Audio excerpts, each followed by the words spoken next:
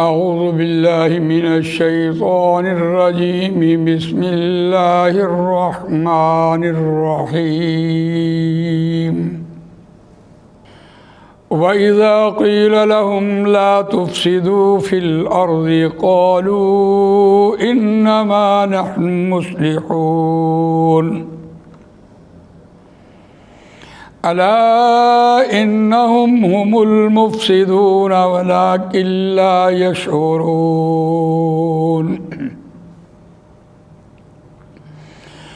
وَإِذَا قِيلَ لَهُمْ آمِنُوا كَمَا آمَنَ النَّاسُ قَالُوا أَنُؤْمِنُ كَمَا آمَنَ السُّفَهَاءُ أَلَا إِنَّهُمْ هُمُ السُّفَهَاءُ وَلَكِنْ لَا يَعْلَمُونَ صدق اللہ العظیم۔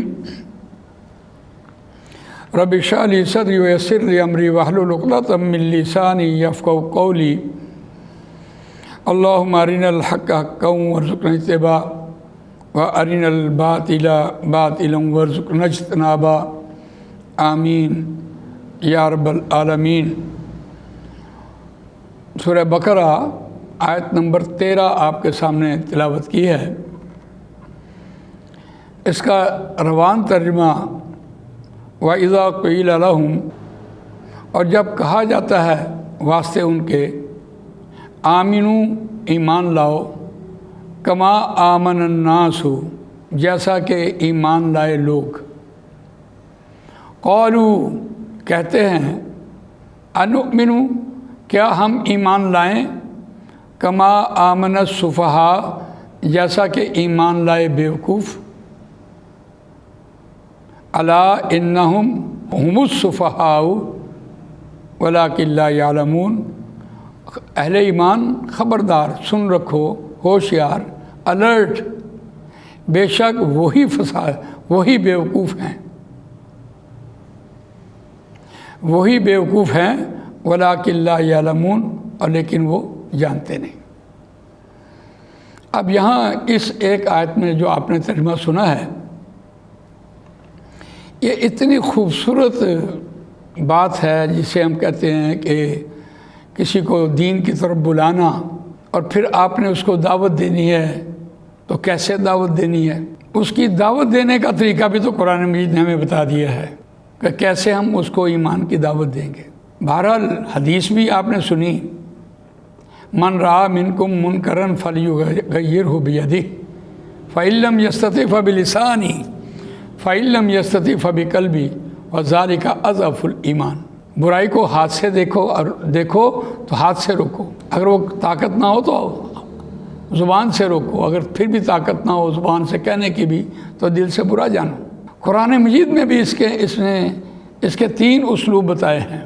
سورہ نحل میں ادعو الی سبیل ربک بالحکمۃ والموعظۃ الحسنۃ وجادلہم باللتی ہی احسن، بلاؤ اپنے رب کی راہ کی طرف حکمت کے ساتھ، واعظ کے ساتھ، جھگڑا بھی کرنا پڑے تو احسن طریقے سے، دلیل کے ساتھ۔ معاشرہ بھی ان 3 طبقات میں محیط ہے۔ معاشرے کے 3 طبقات، ایک ایلیٹ کلاس ہے، دلیل مانگتی ہے، اور ایک درمیانہ طبقہ ہے، وہ واعظ مان لیتا ہے، واعظ سنتا ہے، دل پر اثر کرتی ہے، اور ایک تیسرا طبقہ ایسا ہے جس کا برائی کے ساتھ ان کی وابستگی ہے، وہ برائی کو نہیں چھوڑیں گے۔ تو اس اعتبار سے اس کو دیکھیے، پچھلی آیت کے ساتھ اس کا ربط یہ ہے کہ وہ زمین میں فساد کرتے ہیں، آپ نے اس کو فساد کو روکنا ہے تو آپ فساد کو کیسے روکیں گے؟ حضرت عیسیٰ علیہ السلام کی وعظ دیکھیے، اور ان کی وعظ میں ایک واقعہ بیان ہوا ہے کہ یہودیوں کے ہاں ایک شخص کو سنسار کرنا تھا،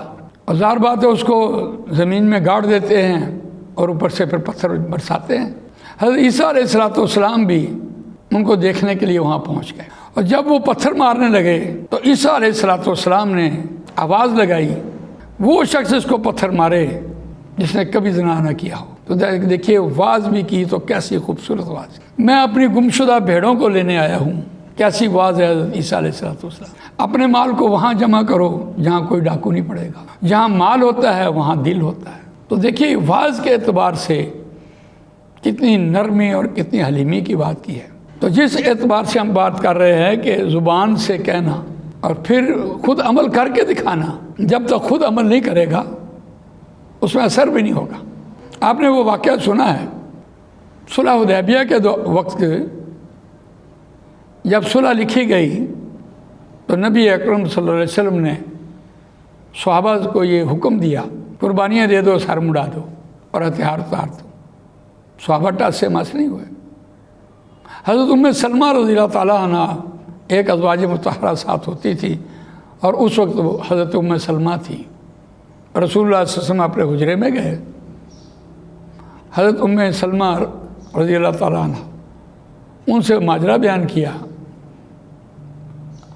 فرمانے لگی یا رسول اللہ آپ خود عمل کریں گے تو صحابہ کریں گے۔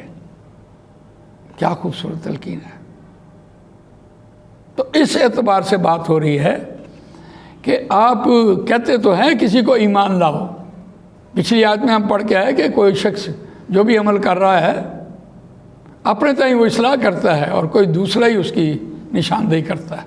تو جب ان سے کہا جاتا ہے کہ ایمان لاؤ، اور قیلا میں نے بتایا ہے آپ کو ماضی مجہول ہے،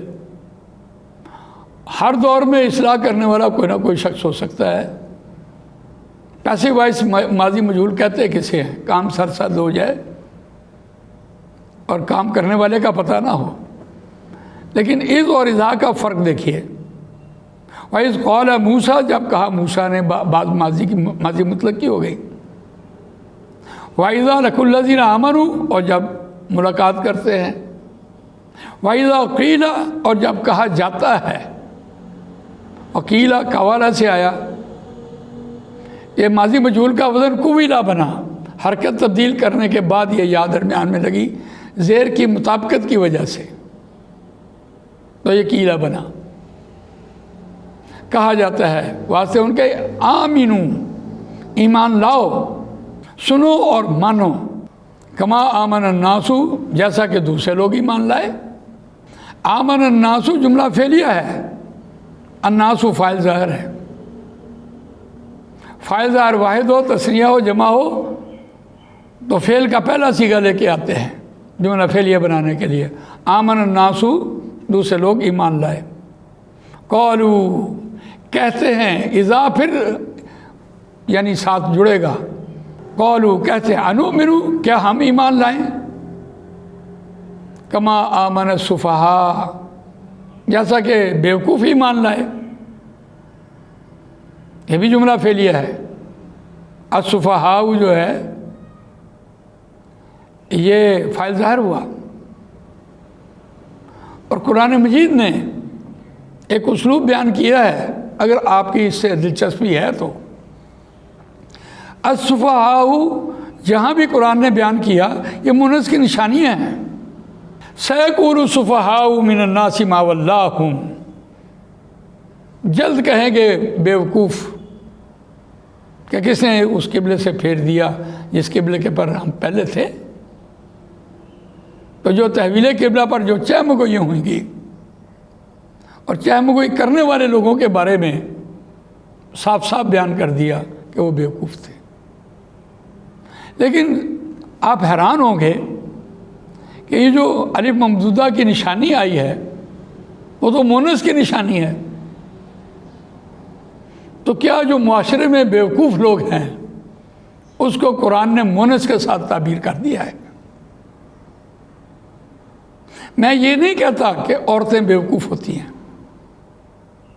لیکن یقیناً مرد کے مقابلے میں عورت، اس کا حصہ بھی آدھا ہے، اس کی گواہی بھی آدھی ہے، اور وہ خود فیصلہ کر نہیں سکتی، وہ محتاج ہے، وہ رسک نہیں لے سکتی۔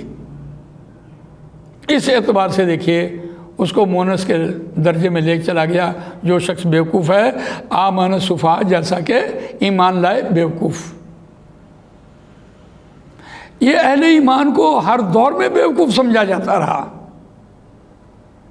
یہ کیا ہیں جی، حضرت نوح علیہ السلام کے دور میں وہ لوگ جو کہتے تھے کہ اے نوح، تیرے ساتھ تو جو غریب لوگ ہیں تیرے ساتھ جڑے ہوئے ہیں، ان غریبوں کو، مسکینوں کو تو اپنے پاس سے ہٹا دے، ہم تو کھاتے پیتے لوگ ہیں، پڑھے لکھے لوگ ہیں، ہمارا اسٹیٹس اور ہے، ہمارا معیار اور ہے.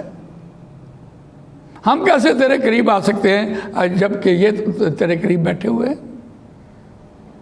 آپ حضرت بلال کو دیکھیے، غلاموں کو دیکھیے. حضرت ابوبکر صدیق رضی اللہ تعالیٰ نے غلام آزاد کرا کے نبی اکرم صلی اللہ علیہ وسلم کی جھولی میں ڈال دیا. تو یہ جو کھاتے پیتے لوگ ہیں، اپنی تئیں پڑھے لکھے لوگ ہیں، اپنے تئیں وہ بڑے سمجھدار لوگ ہیں، کیونکہ وہ نظام چلا رہے ہوتے ہیں نا.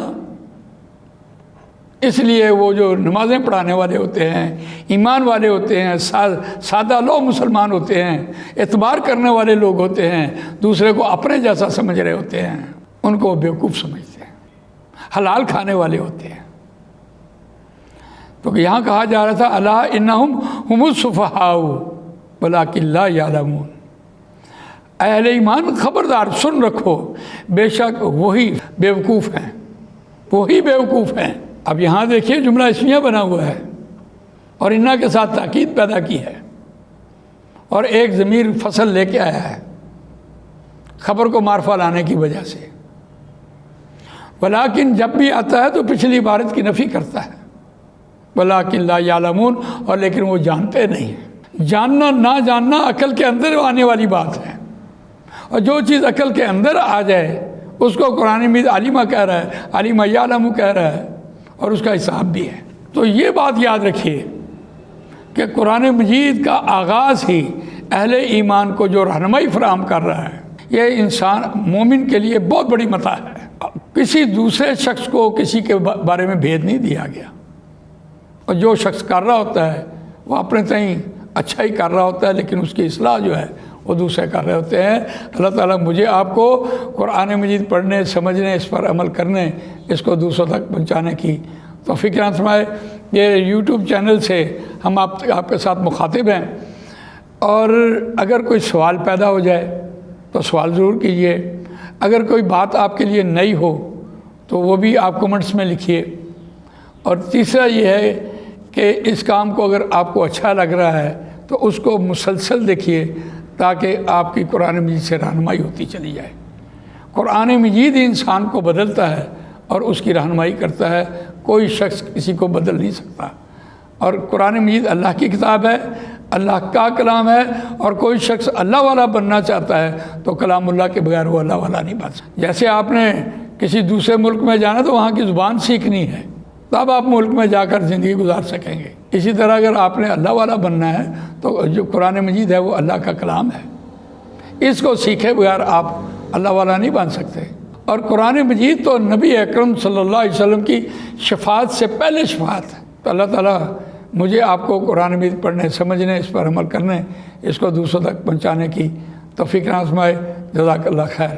سبحانک اللہم و بحمدک، نشہد ان لا الہ الا انت، نستغفرک و نتوب الیک.